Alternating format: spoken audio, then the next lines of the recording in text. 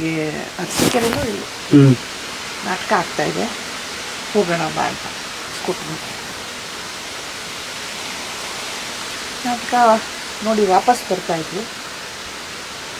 ತುಗ್ಲಕ್ ಮಾಡ್ತಾಯಿದ್ವಿ ನಾವು ಅವಾಗ ಕಲಾಕುಂಜದಿಂದ ನಮ್ಮ ತಂಡದಿಂದ, ಶಿವಾನಂದ ಮಾಮನ ತಂಡದಿಂದ ತುಗ್ಲಕ್ ನಾಟಕ. ಅದ್ರಲ್ಲಿ ನಮ್ಮ ತಂದೆನೇ ತುಗ್ಲಕ್ ಪಾತ್ರ.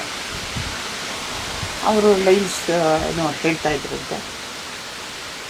ಇದು ನನಗೆ ಶಿವರುದ್ರ ಮಾಮಯ್ಯ ಹೇಳಿದರು, ಅಂದರೆ ನಮ್ಮ ತಾಯಿಗೆ. ನಿದ್ರೆ ಮಾಡಿದಾರೋ ಏನಾಗಿದೆ, ಒಟ್ಟಲ್ಲಿ ಜೋಬ್ ಹೊಡೆದಿದೆ, ಗುಬ್ಬಿ ಟೋಲು ದಾಟಿದ್ದಾರೆ, ಹಂಪು ಬಿದ್ದಿದ್ದಾರೆ, ಅಯ್ಯೋ ಕಾಲು ಹಾಕ್ಕೊಂಡಿದೆ. ಸ್ಕೂಟ್ರು ಇದಿರುತ್ತಲ್ಲ, ಚಕ್ರ ಇರುತ್ತಲ್ಲ, ಅಲ್ಲ ಚಕ್ರ ಅಲ್ಲ, ಒಂದು ಅವಾಗ ವೆಸ್ಪಾಗೆ ಒಂದು ಇದು ಬರೋದು ಬಾರ್ ಥರ, ಅದಕ್ಕೆ ಕಾಲು ಹಾಕ್ಕೊಂಡು ಸೊ ಎಳ್ಕೊಂಡು ಹೊಟ್ಟೆ